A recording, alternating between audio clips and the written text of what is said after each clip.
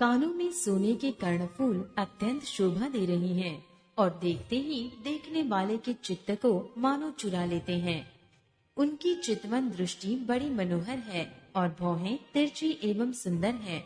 माथे पर तिलक की रेखाएं ऐसी सुंदर है मानो मूर्तिमती शोभा पर मुहर लगा दी गई हो। सिर पर सुंदर चौकोनी टोपियां दिए हैं, काले और घुंघराले बाल हैं। दोनों भाई नख से लेकर शिखा तक, एड़ी से चोटी तक सुंदर हैं और सारी शोभा जहाँ जैसी चाहिए वैसी ही है।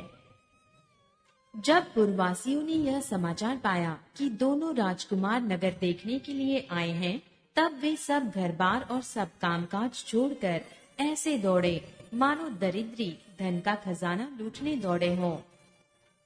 स्वभाव ही से सुंदर दोनों भाइयों को देखकर वे लोग नेत्रों का फल पाकर सुखी हो रहे हैं। युवती स्त्रियां घर के झरोखों से लगी हुई प्रेम सहित श्री रामचंद्र जी के रूप को देख रही हैं। वे आपस में बड़े प्रेम से बातें कर रही हैं। हे सखी, इन्होंने करोड़ों कामदेवों की छवि को जीत लिया है। देवता, मनुष्य, असुर, नाग और मुनियों में ऐसी शोभा तो कहीं सुनने में भी नहीं आती। भगवान विष्णु के 4 भुजाएं हैं, ब्रह्मा जी के 4 मुख हैं, शिव जी का विकट भयानक वेश है और उनके 5 मुंह हैं। हे सखी, दूसरा देवता भी कोई ऐसा नहीं है जिसके साथ इस छवि की उपमा दी जाए। इनकी किशोर अवस्था है। ये सुंदरता के घर सांवले और गोरे रंग के तथा सुख के धाम हैं। इनके अंग अंग पर करोड़ों अरबों कामदेवों को निछावर कर देना चाहिए। हे सखी, भला कहो तो ऐसा कौन शरीरधारी होगा जो इस रूप को देखकर मोहित न हो। अर्थात यह रूप जड़ चेतन सबको मोहित करने वाला है।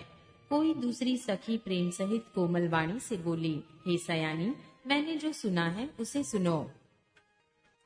ये दोनों महाराज दशरथ जी के पुत्र हैं। बाल राजहंसों का सा सुंदर जोड़ा है। ये मुनि विश्वामित्र के यज्ञ की रक्षा करने वाले हैं। इन्होंने युद्ध के मैदान में राक्षसों को मारा है। जिनका श्याम शरीर और सुंदर कमल जैसे नेत्र हैं, जो मारीच और सुबाहों के मद को चूर करने वाले और सुख की खान हैं, और जो हाथ में धनुष बाण लिए हुए हैं, वे कौशल्या जी के पुत्र हैं। इनका नाम राम है। जिनका रंग गोरा और किशोर अवस्था है और जो सुंदर वेश बनाए और हाथ में धनुष बाण लिए श्री राम जी के पीछे पीछे चल रहे हैं, वे इनके छोटे भाई हैं। उनका नाम लक्ष्मण है। हे सखी, सुनो, उनकी माता सुमित्रा है। दोनों भाई ब्राह्मण विश्वामित्र का काम करके और रास्ते में मुनि गौतम की स्त्री अहल्या का उद्धार करके यहाँ धनुष्य यज्ञ देखने आए हैं। यह सुनकर सब स्त्रियां प्रसन्न हुई।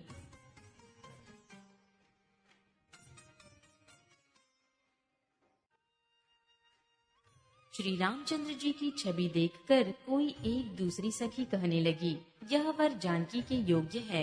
हे सखी, यदि कहीं राजा इन्हें देख ले तो प्रतिज्ञा छोड़कर हठ पूर्वक इन्हीं से विवाह कर देगा। किसी ने कहा, राजा ने इन्हें पहचान लिया है और मुनि के सहित इनका आदर पूर्वक सम्मान किया है। परंतु हे सखी, राजा अपना प्रण नहीं छोड़ता। वह होनार के वशीभूत होकर अविवेक का ही आश्रय लिए हुए हैं। प्रण पर अड़े रहने की मूर्खता नहीं छोड़ता।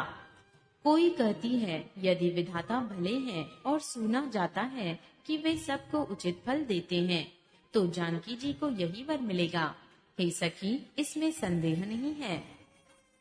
जो दैव योग से ऐसा संयोग बन जाए तो हम सब लोग कृतार्थ हो जाएं। हे सखी, मेरे तो इसी से इतनी अधिक आतुरता हो रही है कि इसी नाते कभी ये यहाँ आवेंगे। नहीं तो वह विवाह न हुआ तो। हे सखी, सुनो, हमको इनके दर्शन दुर्लभ है। यह संयोग तभी हो सकता है जब हमारे पूर्व जन्मों के बहुत पुण्य हो। दूसरी ने कहा, हे सखी, तुमने बहुत अच्छा कहा। इस विवाह से सभी का परम हित है। किसी ने कहा, शंकर जी का धनुष कठोर है और ये सांवले राजकुमार कोमल शरीर के बालक हैं। हे सयानी, सब असमंजस ही है। यह सुनकर दूसरी सखी कोमल वाणी से कहने लगी, हे सखी, इनके संबंध में कोई कोई ऐसा कहते हैं कि ये देखने में तो छोटे हैं, पर इनका प्रभाव बहुत बड़ा है। जिनके चरण कमलों की धूलि का स्पर्श पाकर अहल्या तर गई, जिसने बड़ा भारी पाप किया था, वे क्या शिव जी का धनुष बिना तोड़े रहेंगे? इस विश्वास को भूलकर भी नहीं छोड़ना चाहिए। जिस ब्रह्मा ने सीता को सवार कर रचा है, उसी ने विचार कर सांवला वर भी रच रखा है। उसके ये वचन सुनकर सब हर्षित हुई और कोमल वाणी से कहने लगी, ऐसा ही हो। सुंदर मुख और सुंदर नेत्रों वाली स्त्रियां समूह की समूह हृदय में हर्षित होकर फूल बरसा रही हैं। जहाँ जहाँ दोनों भाई जाते हैं, वहाँ वहाँ परम आनंद छा जाता है। दोनों भाई नगर के पूरब और गए, जहाँ धनुष्य यज्ञ के लिए भूमि बनाई गई थी। बहुत लंबा चौड़ा सुंदर ढाला हुआ पक्का आंगन था, जिस पर सुंदर और निर्मल वेदी सजाई गई थी। चारों ओर सोने के बड़े बड़े मंच बने थे, जिन पर राजा लोग बैठेंगे। उनके पीछे समीप ही चारों ओर दूसरे मचानों का मंडलाकार घेरा सुशोभित था। वह कुछ ऊंचा था और सब प्रकार से सुंदर था। जहाँ जाकर नगर के लोग बैठेंगे, उन्हीं के पास विशाल एवं सुंदर सफेद मकान अनेक रंगों के बनाए गए हैं।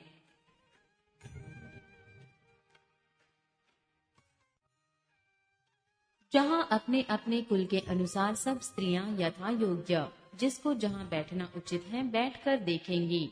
नगर के बालक कोमल वचन कह कहकर आदर पूर्वक प्रभु श्री रामचंद्र जी को रचना दिखला रहे हैं। सब बालक इसी बहाने प्रेम के वश होकर श्री राम जी के मनोहर अंगों को छूकर शरीर से पुलकित हो रहे हैं और दोनों भाइयों को देख देख कर उनके हृदय में अत्यंत हर्ष हो रहा है। श्री रामचंद्र जी ने सब बालकों को प्रेम के वश जानकर स्थानों की प्रेम पूर्वक प्रशंसा की। वे सब अपनी अपनी रुचि के अनुसार उन्हें बुला लेते हैं और दोनों भाई प्रेम सहित उनके पास चले जाते हैं। कोमल मधुर और मनोहर वचन कहकर श्री राम जी अपने छोटे भाई लक्ष्मण को रचना दिखलाते हैं, जिनकी आज्ञा पाकर माया लव निमेष पलक गिरने के चौथाई समय में ब्रह्मांडों के समूह रच डालती हैं। वहीं दीनों पर दया करने वाले श्री राम जी भक्ति के कारण धनुष्य यज्ञशाला को चकित होकर आश्चर्य के साथ देख रहे हैं। इस प्रकार सब कौतुक विचित्र रचना देखकर वे गुरु के पास चले। देर हुई जानकर उनके मन में डर है।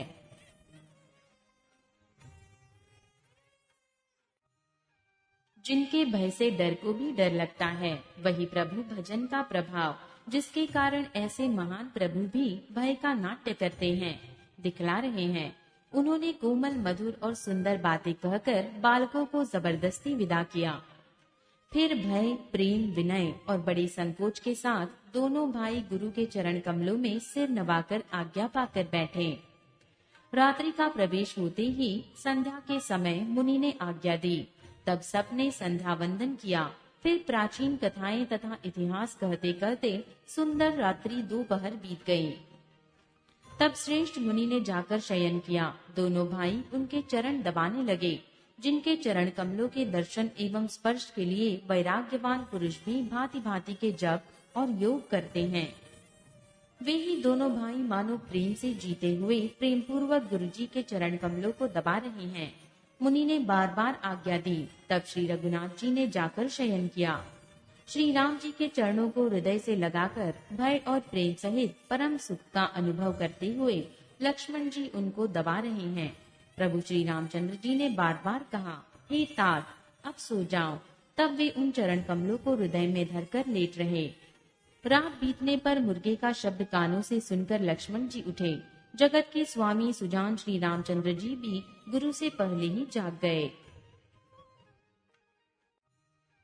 सब शौच क्रिया करके वे जाकर नहाए। फिर नित्य कर्म समाप्त करके उन्होंने मुनि को मस्तक नवाया। समय जानकर गुरुजी आज्ञा पाकर दोनों भाई फूल लेने चले। उन्होंने जाकर राजा का सुंदर बाग देखा, जहाँ वसंत ऋतु लुभाकर रह गई है। मन को लुभाने वाले अनेक वृक्ष लगे हैं। रंग बिरंगी उत्तम लताओं के मंडप छाए हुए हैं। नए पत्तों, फलों और फूलों से युक्त सुंदर वृक्ष अपनी संपत्ति से कल्प वृक्ष को भी लजा रहे हैं। पपीहे, कोयल, तोते, चकोर आदि पक्षी मीठी बोली बोल रहे हैं और मोर सुंदर नृत्य कर रहे हैं। बाग के बीचों बीच सुहावना सरोवर सुशोभित है, जिसमें मणियों की सीढ़ियां विचित्र ढंग से बनी है। उसका जल निर्मल है, जिसमें अनेक रंगों के कमल खिले हुए हैं। जल के पक्षी कलरव कर रहे हैं और भ्रमर गुंजार कर रहे हैं। बाग और सरोवर को देखकर प्रभु श्री रामचंद्र जी भाई लक्ष्मण सहित हर्षित हुए। यह बाग परम रमणीय है, जो श्री रामचंद्र जी को सुख दे रहा है। चारों ओर दृष्टि डालकर और मालियों से पूछकर वे प्रसन्न मन से पत्र पुष्प लेने लगे। उसी समय सीता जी वहां आई। माता ने उन्हें गिरिजा जी की पूजा करने के लिए भेजा था। साथ में सब सुंदरी और सयानी सखियां हैं, जो मनोहर वाणी से गीत गा रही हैं। सरोवर के पास गिरिजा जी का मंदिर सुशोभित है, जिसका वर्णन नहीं किया जा सकता। देखकर मन मोहित हो जाता है। सखियों सहित सरोवर में स्नान करके सीता जी प्रसन्न मन से गिरिजा जी के मंदिर में गईं। उन्होंने बड़े प्रेम से पूजा की और अपनी योग्य सुंदर वर मांगा। एक सखी सीता जी का साथ छोड़कर फूलवाड़ी देखने चली गई थी। उसने जाकर दोनों भाइयों को देखा और प्रेम में विहल होकर वह सीता जी के पास आई। सखियों ने उसकी दशा देखी कि उसका शरीर पुलकित है और नेत्रों में जल भरा है। सब कोमल वाणी से पूछने लगी कि अपनी प्रसन्नता का कारण बता। उसने कहा, 2 राजकुमार बाग देखने आए हैं। किशोर अवस्था के हैं और सब प्रकार से सुंदर हैं। वे सांवले और गोरे हैं। उनके सौंदर्य को मैं कैसे बखान कर कहूँ। वाणी बिना नेत्र ही है और नेत्रों के वाणी नहीं है। यह सुनकर और सीता जी के हृदय में बड़ी उत्कंठा जानकर सब सयानी सखियां प्रसन्न हुई। तब एक सखी कहने लगी, हे सखी, ये वही राजकुमार है जो सुना है कि कल विश्वामित्र मुनि के साथ आए हैं।